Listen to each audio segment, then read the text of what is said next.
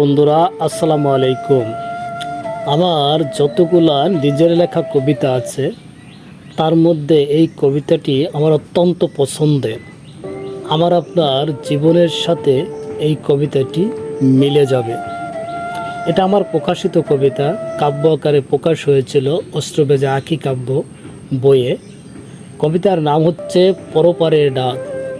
করিতেছে ভয়, কি যেন কি হয়, হেনকালে আসিবে হাক, কি করিয়া ফিরাইব প্রতিপাবনের ডাক।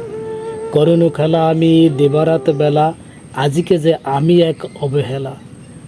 আমি আজি নিঃসঙ্গ, আত্মীয় স্বজন সবই হইয়াছে বঙ্গ। সম্মুখে আছে কত খাবার, মুখে দেবার কেউ নেই যে এবার। ছেলে মেয়ে বিবিজান তাহারা আজিকে পরিত্যাগ করিতে চান। আসিয়াছে আজি বন্যা, বক্ষ পাঠিয়া আসি শুধু কান্না। তাহাদের বলে অন্যায়ের চলে, করিয়াছি কত বেবিচার, আজিকে তাহার হইবে সুবিচার।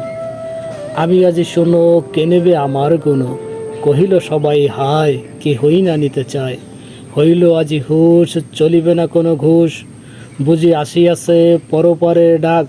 ববে নাহি আর ঠাই, মৃত্যুর ঘণ্টা বাজিয়াছে বুঝি আস্তায়। দেখবেন যে আপনি ছেলে সংসারের জন্য, ছেলের জন্য, সংসারের জন্য, আত্মীয়দের জন্য কত কষ্ট করে হয়তো বা মানুষকে ঠকিয়ে অন্যায় করে টাকা পয়সা কামিয়েছেন, কিন্তু মৃত্যুর সময় আপনি ছাড়া এই পৃথিবী থেকে কেউই যাবে না। এবং তখন যদি জিজ্ঞাসা করেন যে তোমাদের জন্য আমি কতই না কত কিছু করেছি, এখন কি তোমরা আমার এই গুণাগুলা পাপগুলা নেবে? কেহই নেবে না। যাই হোক বন্ধুরা, ভালো থাকুন, সুস্থ থাকুন। আসসালামু আলাইকুম রহমতুল্লাহ।